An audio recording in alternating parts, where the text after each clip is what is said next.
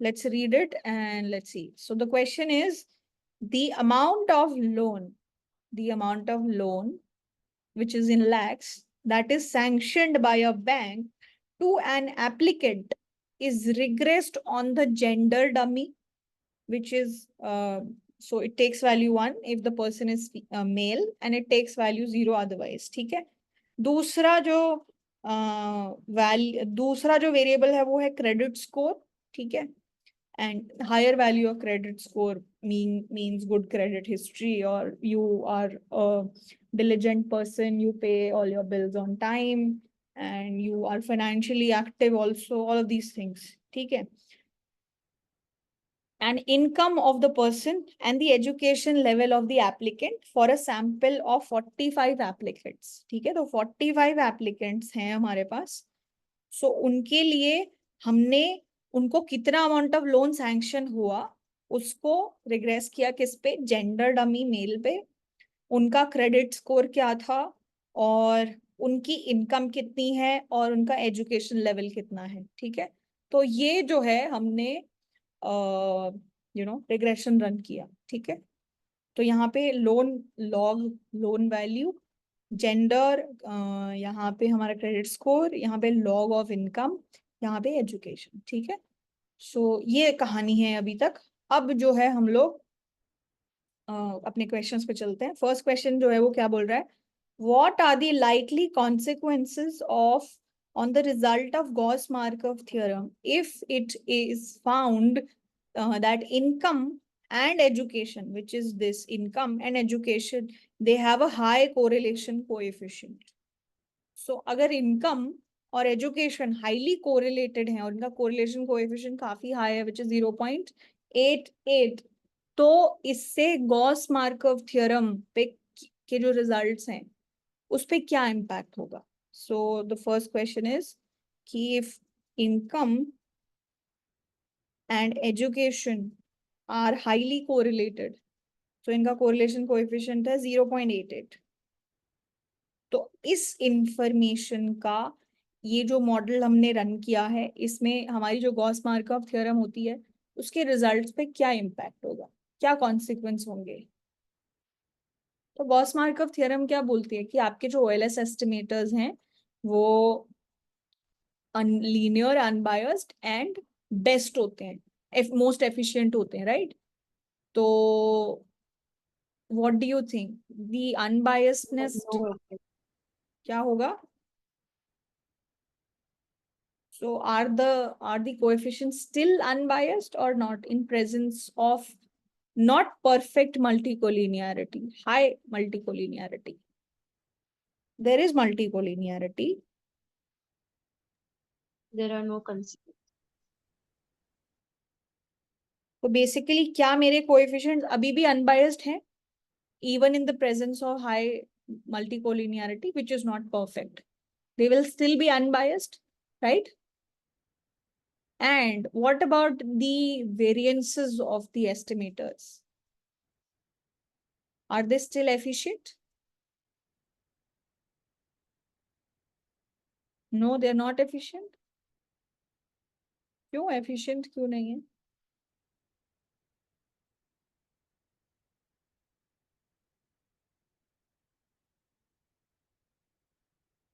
What are the consequences of high multicollinearity on Gauss-Markov theorem? Open your notes, check. देखो कि multicollinearity अगर high होती है, so even if it is very high but not perfect, blue is followed. Yes, yes. So yes, we are saying कि हाँ multicollinearity अगर है high तो variances high होंगे, but हमने ये बात की ही नहीं थी कि हमारे वेरिएंस हाई होंगे कि लो होंगे. हमने तो ये बोला था कि वो जो क्लास है of linear and unbiased estimators उसमें ये सबसे छोटा होगा. तो एक वैल्यू इन इट सेल्फ बहुत बड़ी हो सकती है बट वो बहुत सारी वैल्यू से छोटी हो सकती है. तो हमारा ये जो केस होता है जब हाई मल्टीकोलिनियरिटी है but it is not perfect, Gauss Markov theorem जो है वो एप्लीकेबल होती है. जो कोएफिशिएंट्स है वो अभी भी अनबायस्ड होते हैं और वो अभी भी एफिशिएंट होते हैं. ठीक है. So blue Gauss-Markov theorem, blue property is still followed. So guys, I would just recommend one thing to you. जैसे ये क्वेश्चन जो है ये हर प्रॉब्लम के साथ पूछा जा सकता है कि गॉस मार्कव थ्योरम एप्लीकेबल होती है क्या हेटेरोस्केडास्टिसिटी के केस में, ऑटो कोरिलेशन के केस में, मल्टी कोलिनियरिटी के केस में, if you omit a variable, if you add an irrelevant variable. So please make sure that you do all of that. ठीक है, ये जब भी हमने कॉन्सिक्वेंसेस की बात की है हमने उसके बारे में बताया है कि वो अभी भी अनबायस्ड होते हैं कि नहीं होते हैं। ठीक है, तो हर केस में गॉस मार्कव थ्योरम का जो रिजल्ट है वो एप्लीकेबल है कि नहीं, वो आप प्लीज, जो अलग अलग प्रॉब्लम्स हैं हमारे साथ जो आती हैं जब हमारी अजम्पशंस वैलिड नहीं होती हैं, तो जो जो प्रॉब्लम्स होती हैं उसमें गॉस मार्कव थ्योरम के साथ क्या हो रहा है वो आप जरूर एक बार चेक करना। ठीक है, and you can keep small pointers also in case you forget, क्योंकि बहुत सारी चीजें हैं। ठीक है, सो गॉस मार्कव थ्योरम के रिजल्ट्स जो हैं they are still applicable in this case. ठीक है, गॉस मार्कव थ्योरम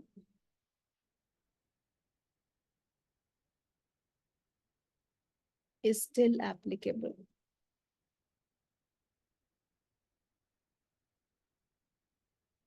ठीक है जी, चलो okay, moving on to part number 2. What is question number 2 saying? Interpret the coefficient of d underscore male.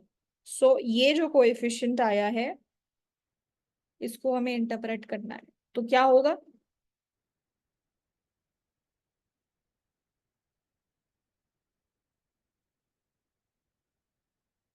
तो ये वैल्यू किस चीज पे 1 लेती है? जब the person is male, right? So this is differential intercept coefficient, right? Differential intercept coefficient for male and female, right? So ये क्या बताता है कि भाई लॉग ऑफ कितना अमाउंट ऑफ लोन सैंक्शन होता है for males minus log of कितना लोन सैंक्शन होता है फॉर फीमेल्स, उन दोनों के बीच में ऑन एन एवरेज कितना डिफरेंस है, keeping all the other variables constant for both. सो अगर दो लोग हैं, एक मेल है एक फीमेल है, ठीक है, उनकी क्रेडिट स्कोर बिल्कुल सेम है, उनकी इनकम बिल्कुल सेम है, उनकी एजुकेशन लेवल बिल्कुल सेम है, everything is same. So this is same, this is same, this is same for both the people, but the only difference that they have is one is male, the other one is female. So उनका जो loan amount sanction हो रहा है उन दोनों के बीच में जो डिफरेंस है that is given by this particular amount, right? So what is the coefficient will tell you for a given amount, given level of credit score and education and income. The coefficient tells you what? The coefficient of d underscore male will tell us the difference between the average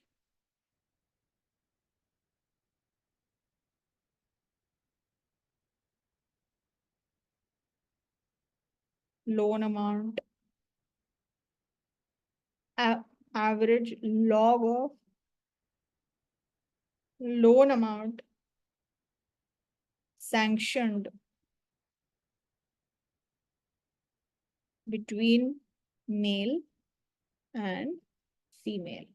ठीक है, this is what this coefficient is trying to tell us कि अगर दो लोग हैं जिनका credit score एक given amount है, जिनकी एजुकेशन एक गिवन अमाउंट है, जिनकी इनकम भी एक गिवन अमाउंट है, लेकिन उन दोनों के बीच में डिफरेंस सिर्फ ये है कि एक मेल है एक फीमेल है, तो उनको जितना जितना लोन अमाउंट सैंक्शन किया गया उन दोनों के बीच का जो डिफरेंस है वो हम लोग यहाँ पे मेजर कर रहे हैं. ठीक है, इज दैट ऑल राइट? ठीक है, चलो ओके जी, moving on to part number 3. So part number 3 is saying test for overall goodness of fit of this regression. इस रिग्रेशन में overall goodness of fit test करना है. तो overall goodness of fit test क्या होता है? कौन सी चीज का टेस्ट है यहाँ पे? ये testing for overall goodness of fit. So what are we trying to do? Perfect. So joint significance check करनी है, तो ओवरऑल मॉडल सिग्निफिकेंट है या नहीं. तो इस तरीके के केस में मेरी नल हाइपोथेसिस क्या होती है और अल्टरनेटिव हाइपोथेसिस क्या होती है?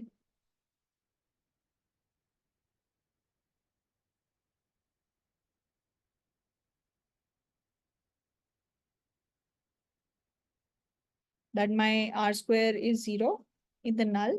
R square is greater than 0 in this case. ठीक है जी, बहुत बढ़िया. What is my test statistic?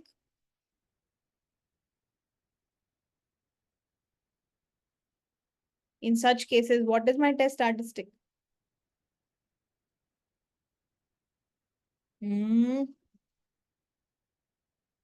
No. R square upon K minus 1 whole upon 1 minus R. So F value, which is R square upon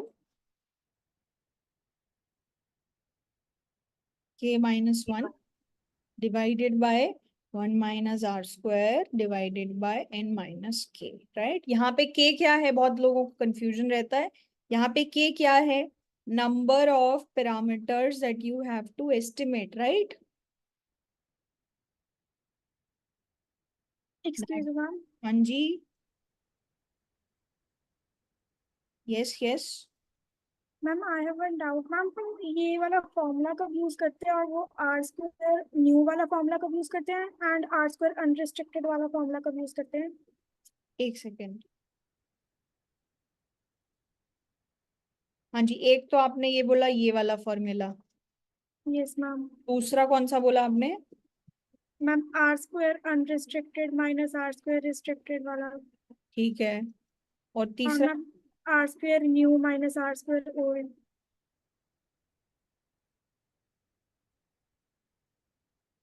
ये तो देखो same ही चीजों के versions हैं.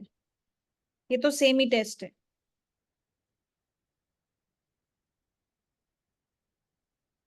कि मेरे को एक नया मॉडल दे दिया जाता है जिसमें ज्यादा वेरिएबल्स अगर होते हैं तो वो मेरा अनरिस्ट्रिक्टेड मॉडल ओके बनता है. मैम. तो ये दोनों एसेंशियली सेम ही चीजें. ठीक है. ये आप कब यूज करोगे? जब आपको मान लो मुझे ये बोल दिया कि भाई एक मॉडल मेरे पास ये है और एक मॉडल में उन्होंने बोल दिया कि एक काम करो, ये वेरिएबल 0 है और ये वेरिएबल 0 है, इस चीज को चेक करके बताओ. तो उन्होंने एक नया मॉडल बना के मुझे दे दिया which where they have put in some restrictions on the previous model, right? तो जब मेरे को उस तरीके के दो मॉडल्स के बीच में कंपैरिजन करना है, then I am using this restricted least squares. जब मुझे मैम दो बताना है कि कौन सा मॉडल बेटर है. कि आपकी रेस्ट्रिक्शंस वैलिड है कि नहीं. हाँ, आपको कौन सा मॉडल चूज करना चाहिए, ओके मैम. तब आप रेस्ट्रिक्टेड लीस्ट स्क्वायर करते हो. लेकिन अगर आपको इंडिपेंडेंटली आंसर देना है कि मेरे पास एक मॉडल है, वो मॉडल सिग्निफिकेंट है कि नहीं, उसमें ओवरऑल जो वेरिएबल्स हैं डू दे मेक सेंस और not, if you have to do that then we will be doing this. ठीक है. मैम और अगर दोनों मॉडल में से अगर बताना है कि कौन सा सिग्निफिकेंट है, हाँ, सो देन हम कौन सा यूज करेंगे? ये आर मॉडल सिग्निफिकेंट का अनरिस्ट्रिक्टेड क्या वाला. मतलब हुआ? हाँ, मतलब कि इनका जैसे आर स्क्वायर थोड़ा बहुत क्लोज ही है, मतलब आर स्क्वायर के बेसिस पे हम नहीं बता सकते हैं कि कौन सा सिग्निफिकेंट है मॉडल. नहीं, आप देखो, क्वेश्चन बड़ा सिंपल सा है कि आपको दो मॉडल्स में से कंपैरिजन करना है या क्या करना है. अगर आपको कंपेयर करना है, अगर आप मान लो आर स्क्वायर बहुत क्लोज आया तो आपकी एफ वैल्यू बहुत छोटी आ जाएगी, तो आपकी नल रिजेक्ट नहीं हो पाएगी. और नल अगर रिजेक्ट नहीं हो पाई तो नल क्या बोलती है कि रिस्ट्रिक्शंस वैलिड है. तो इस केस में क्या हो जाएगा, रेस्ट्रिक्टेड मॉडल के साथ आप चलोगे, राइट? Okay ma'am. लेकिन मुझे अगर इंडिपेंडेंटली एक ही मॉडल दिया हुआ है और बोल रहे हैं कि भाई ये बता दो ये ओवरऑल सिग्निफिकेंट है या नहीं, तो then I will be doing that procedure. Okay ma'am. So the question, or I mean, what they are asking you will clarify what you have to do. If they're asking you to compare, you have to do the restricted, unrestricted. Obviously, unrestricted model has to be a bigger set containing all the explanatory variables that are there in the restricted model. And if they are independently asking you for a particular model, you have to do the one that we are doing right now. ठीक है? Ma'am ऐसे कई बार ना question आता है जैसे दोनों models given होते हैं बट उसमें हमें overall goodness of fit check करनी होती है मॉडल की। किसी एक मॉडल की या दोनों मॉडल की? मैम अगर किसी एक मॉडल की करनी है तो वो स्पेसिफाई करेंगे ना कि इस मॉडल की करनी है। हाँ। ओके तो मैम उसमें हम आर स्क्वायर जो उस मॉडल को गिवन होगा वो लेंगे और के वैल्यू हमारी सेम रहेगी। के वैल्यू जो उस मॉडल के लिए है, ओके मैम। जिस मॉडल की बात हो रही है उस मॉडल की चीजें यूज करनी है। Okay ma'am. ठीक है, फाइन, ओके। सो हाँ जी, कहाँ थे हम? R square value. R square value कहाँ है हमारी? आर स्क्वायर वैल्यू है 0.6541, 0.6541। ठीक है, एक तो ये हो गई। और एन वैल्यू क्या है और के वैल्यू क्या है? This follows F distribution with numerator degrees of freedom k-1, denominator degrees of freedom n-k, right? तो कैलकुलेट कर लो पहले ये वैल्यू क्या होगी। n की वैल्यू क्या दी हुई है यहाँ पे? 45 एप्लीकेंट्स हैं, तो n इज 45। के कितने पैरामीटर्स एस्टिमेट करने हैं यहाँ पे? 1 2 3 4 5, राइट? सो 5 वैल्यूज। उसके बाद क्या करें? f कैलकुलेट करते हो, कैलकुलेटेड वैल्यू क्या आ जाएगी? 0.6541 divided by k-1, which is 4, divided by 0.3459, यही होगा ना? 3459, हाँ जी, ठीक है। एंड उसके बाद 45 माइनस 5 विच इज 41, तो क्या आ रहा है ये value? 0.6541 divided by 4 times 41 times 0.3459। ठीक है, इसको कैलकुलेट करते हैं, क्या आएगा? 41 times 0.6541 and I have to divide it by 4 and I again have to divide it by 0.3459। तो मेरी वैल्यू तो जो है वो 19.3828 आ रही है ना? चलो वेरी नाइस, ठीक है, मैच हो गया हमारा। ओके, तो हाँ, तो ये मेरी एफ कैलकुलेटेड वैल्यू है। अब मैं क्या करूंगी? अब टेस्ट स्टैटिस्टिक निकालने के बाद I will try to figure out my critical value. So मेरी क्रिटिकल वैल्यू क्या होगी? F critical 5%, let's say level of significance is 5%। So आपको क्या निकालना है? F 0.05 comma 4 comma 41। ये कहाँ से निकालोगे आप? टेबल से। तो टेबल कहाँ मिलेगी? आपके एग्जाम के बिल्कुल बैक में, ठीक है। खैर कई बच्चे, जैसे मैं जब एग्जाम देती थी तो मैं एग्जाम के जो आखिरी पेजेस होते थे जहाँ पे टेबल होती थी तो मैं उसको फाड़ देती थी। आई डोंट नो फाड़ना, ऐसे तो कोई nobody saying going to say anything to you, ताकि मैं क्वेश्चन भी साथ में हो और मेरी शीट भी हो और मैं उसको वैसे भी देख लूं। तो this is what I used to do, not saying you to take any inspirations. Anyways, कहाँ पे हैं हम? हाँ जी, मुझे एफ डिस्ट्रीब्यूशन जो है उसकी वैल्यूज चाहिए, राइट? तो मेरी न्यूमरेटर डिग्रीज ऑफ फ्रीडम कितनी है? 4। Denominator degrees of freedom is 41। तो ये तो यहाँ तो 9 तक है। फिर मैं दूसरे पेज पे गई, वो तो न्यूमरेटर की बात कर रहे हैं। फिर हम लोग इधर गए तो फिर इधर 20 हो गया। फिर हम लोग और एक स्टेप नीचे जाएंगे और हमें चाहिए 41। तो 41 तो मिल नहीं रही है, लेकिन 40 मिल गई which is the closest, so will stick to that. So 40 हो गया और डिग्रीज ऑफ फ्रीडम ये वाली वैल्यू 4 हो गई, राइट? तो हमारे लिए जो रेलेवेंट चीजें हैं वो क्या हो गई? ये। और यहाँ पे अगर आप 5% लेवल ऑफ सिग्निफिकेंस पे नंबर देखो तो वो क्या है? 2.61। और अगर 1% पे भी देखना चाहते हो तो वो भी 3.83 है, right? 3.83, 2.61। So moving, guys table देखनी आ गई ना? Numerator degrees of freedom 4, denominator degrees of freedom 41, I had 40, which was the closest, so I'll pick that. 2.61 and 3.83, 5% पे और 1% पे, दोनों में से कोई भी वैल्यू ले लो, दोनों पे ही नल रिजेक्ट हो रही है, because the number we have for F calculated is 19 point something, right? तो these are the values that are relevant for us. 2.61, तो आप कुछ भी ले लो, 5% ले लो, उस पे जो क्रिटिकल वैल्यू है हमारी वो क्या है?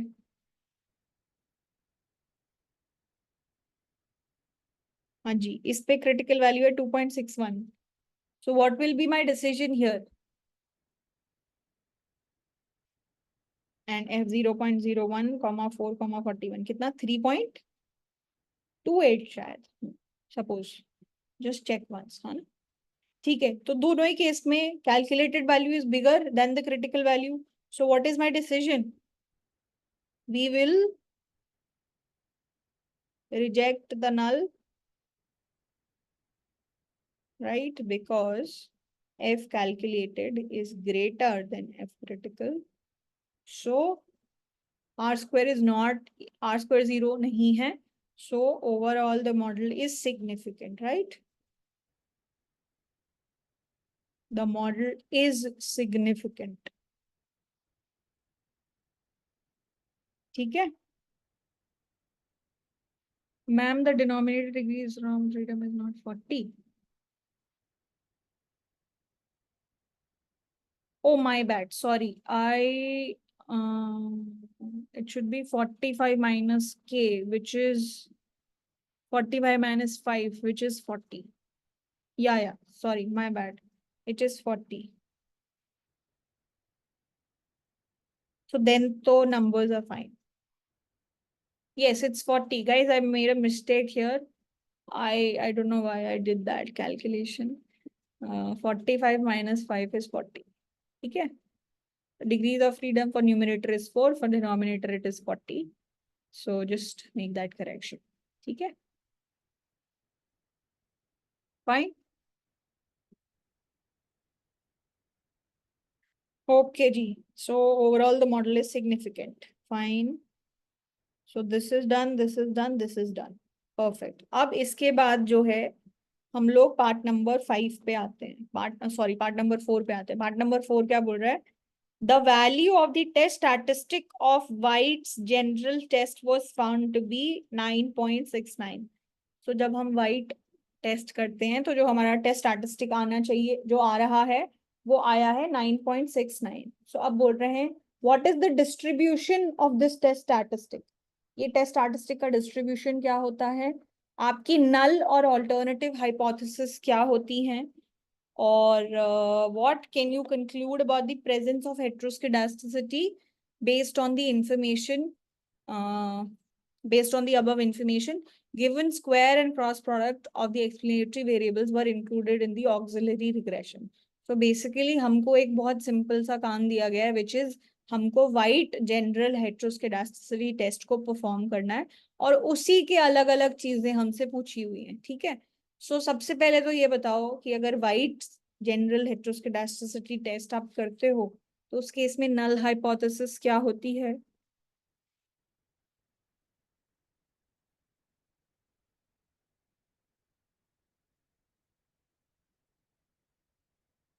क्या होती है null hypothesis? Perfect. That there is no हेट्रोस्केडास्टिसिटी.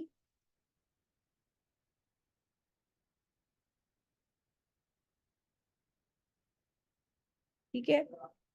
Alternative hypothesis क्या होती है? That there is हेट्रोस्केडास्टिसिटी.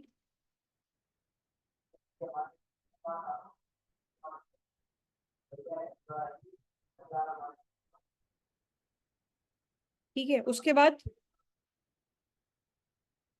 what happens after that? What is my test statistic? मैं एक ऑक्सिलरी रिग्रेशन रन करती हूँ. Test statistic is n r square and it follows what kind of distribution? Pi square with degrees of freedom k.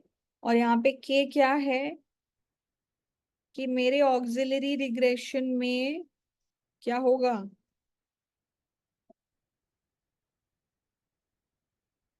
बताओ। Variables. वहां के number of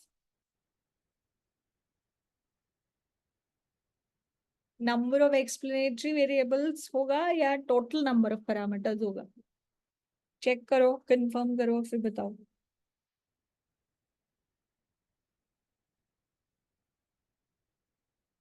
number of explanatory variables या फिर number of overall parameters in the model?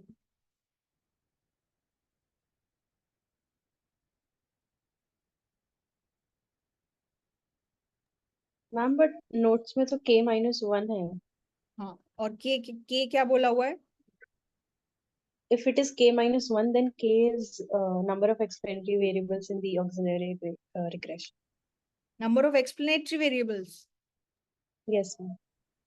If it is k-1 here. Yes, ma'am. Okay.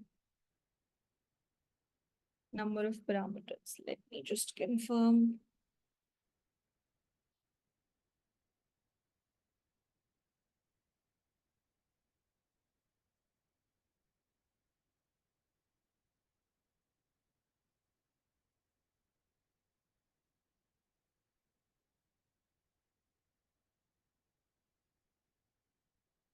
So k जो है ना,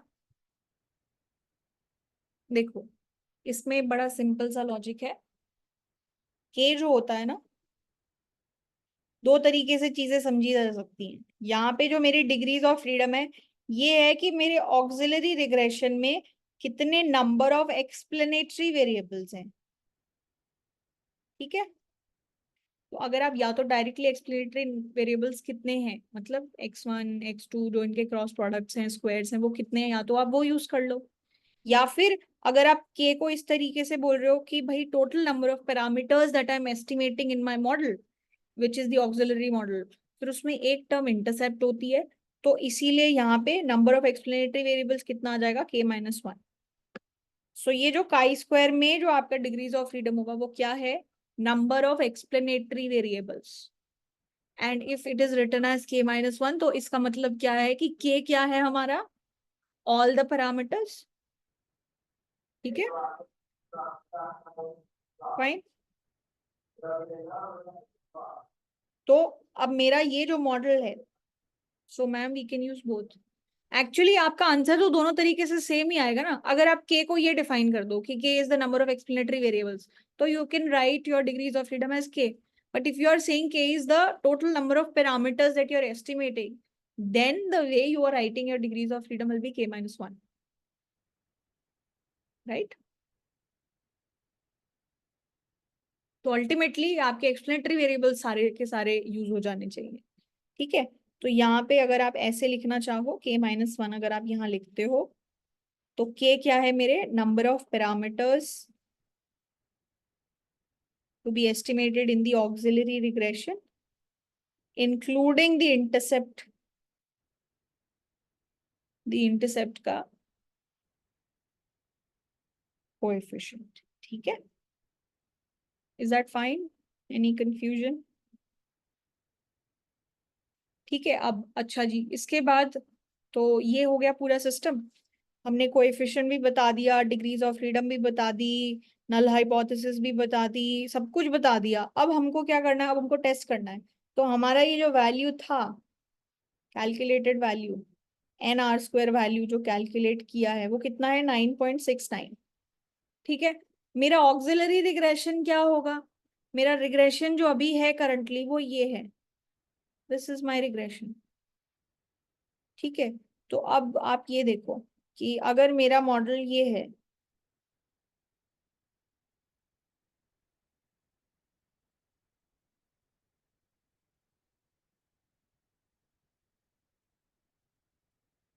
अगर मेरा मॉडल ये है, ठीक है,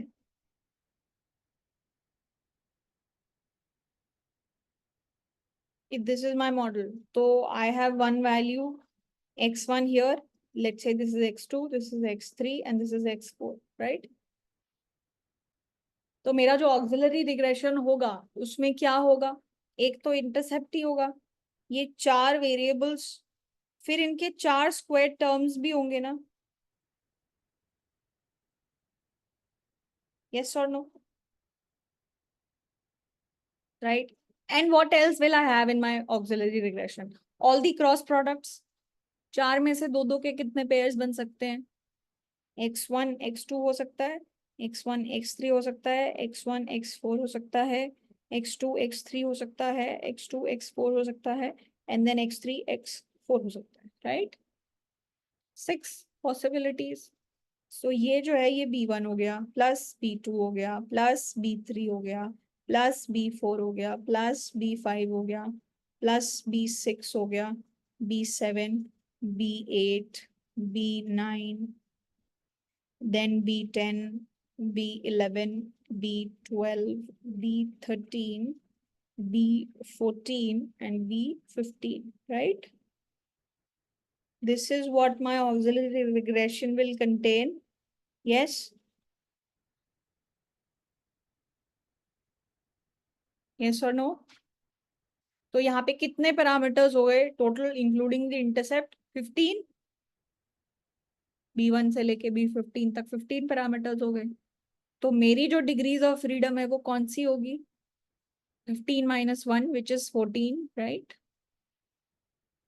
So k is 15 here. So k minus 1 is 14 here, right? तो अब क्या करें हम? इसके बाद क्या करें? So it is following chi-square distribution with degrees of freedom 14. ठीक है? chi-square degrees of freedom 14. अब क्या करें?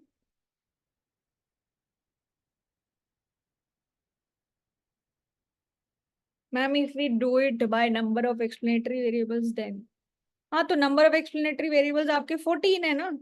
1 2 3 4 5 6 7 8 9 10 11 12 13 14, राइट?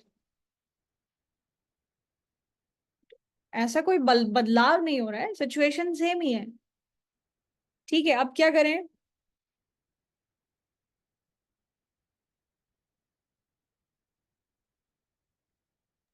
टेबल से वैल्यू क्रिटिकल वैल्यू निकालते हैं. फिर क्रिटिकल वैल्यू कैसे निकालेंगे? तो ठीक है, काई स्क्वायर की टेबल पे जाते हैं और 14 पे क्या है? दिस इज तो DW, this is chi square. हाँ जी. तो फिर अब क्या करें?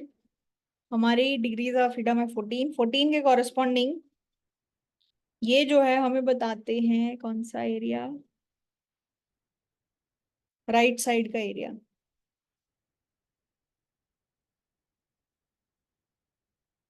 ठीक है, तो मुझे चाहिए 14. First block, second block, third block. First block, second block, third block. तो 5% के लिए क्या वैल्यू आ जाएगी? दिस.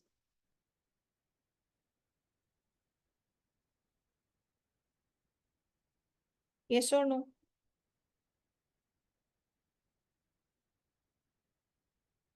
यहाँ पे डिग्रीज ऑफ फ्रीडम 14 है, उसके कॉरेस्पॉन्डिंग राइट साइड में एरिया 0.5 कब आता है? जब वो वैल्यू 23.68 हो, राइट? ठीक है. This tells you the right side area. So what is my critical value? 23.6848. तो मेरी क्रिटिकल वैल्यू कितनी है?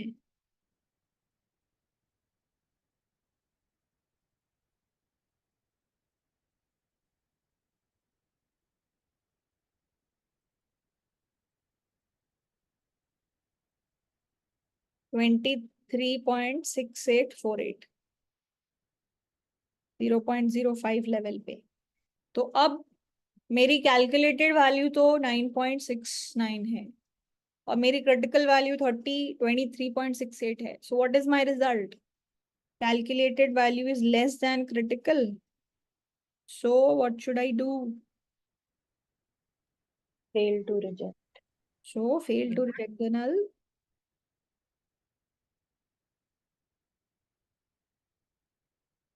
And if we fail to reject the null, then what happens? No heteroscedasticity. No heteroscedasticity. 23.6 is the area to the right. So this is the number to the right of which the area is 0.05 in the chi-square distribution. ये जो number है 23.6848, इसके right side में जो area होगा that is 0.05. So no heteroscedasticity. Fine, this is okay. कर लेंगे इसको. So this is what you have to do here. Part number 4 में. Part number 5 क्या बोल रहा है?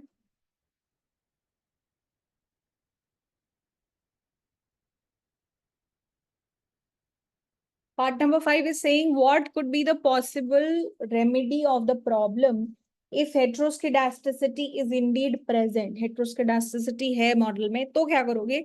And error variances are unknown. अगर एरर वेरिएंस नोन होती तो उसी से डिवाइड कर देते, बट एरर वेरिएंस अननोन है तो क्या करेंगे? How do you remedy such situation?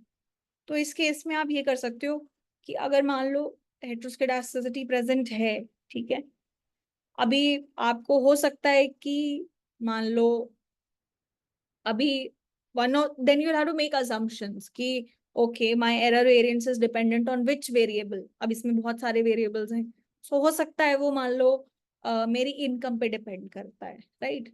तो मान लो मेरा ये वेरिएबल हो गया x, एंड लेट्स से मेरा एक्सपेक्टेशन ये है कि चलो ठीक है, मेरी जो एरर वेरिएंस है वो स्क्वायर ऑफ x पे डिपेंड करती है.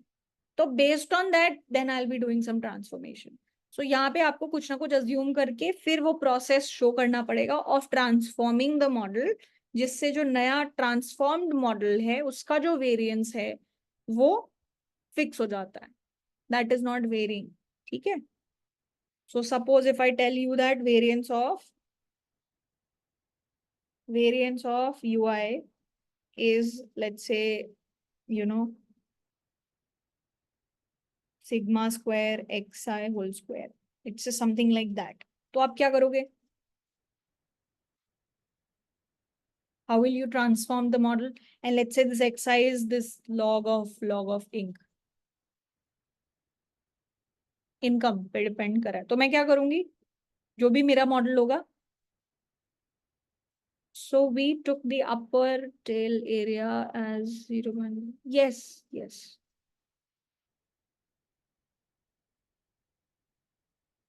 हाँ जी, how will I transform the model if this is something that I have assumed? तो I will take the square root of this, I will get xi. मैं पूरी equation को xi से divide करके ट्रांसफॉर्मेशन करूंगी, राइट? और उससे जो मेरा नया वेरिएंस निकल के आएगा वो क्या होगा? होमोस्केडास्टिक, right? So you can show one of the examples like this in part number 5. Fine? Ma'am how would we know कि वेरिएंस जो है वो कौन से वाले x से रिलेटेड है? We don't know. So that's why you are saying कि suppose it is, so you will just do some general things यहाँ पे कि yi is, let's say, b1 plus b2 xi plus b3 x2i x3i, something like that. If you assume, you have to assume something, otherwise there is no other problem. इसके अलावा फिर आप क्या बोलोगे कि ठीक है भाई, अब कोई बात नहीं, आप वाइट स्टैंडर्ड एरर्स यूज करना और फिर चीजें करना, right? So xi can be anything. It can be anything. You can just write your model something like this. आप पार्ट नंबर 5 में आप अपना मॉडल कुछ भी लिख दो. मॉडल हो सकता है yi is equals to b1 plus b2 xi plus ui, या तो सिर्फ इतना कर सकते हो, इस तरीके से तो कोई प्रॉब्लम नहीं है. दूसरा हो सकता है कि कुछ और हो सकता है, तो कोई प्रॉब्लम नहीं है उसमें भी.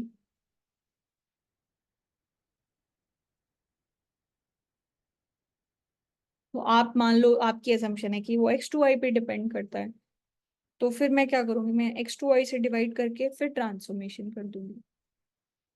You have to make some sort of assumption in order to proceed with that transformation. otherwise you cannot move forward. ठीक है, you can assume it to be x23 x3i, you can assume it to be x2i, anything. You just have to show one procedure. You can assume कि ठीक है वो xi square पे depend करता है variance. You can also assume वो xi power 4 पे depend करता है. You can also assume कि वो xi पे डिपेंड करता है सिर्फ सिंगल पावर पे. पॉसिबिलिटी बहुत सारी है, but you have to assume, just make one assumption and show the procedure accordingly. ठीक है.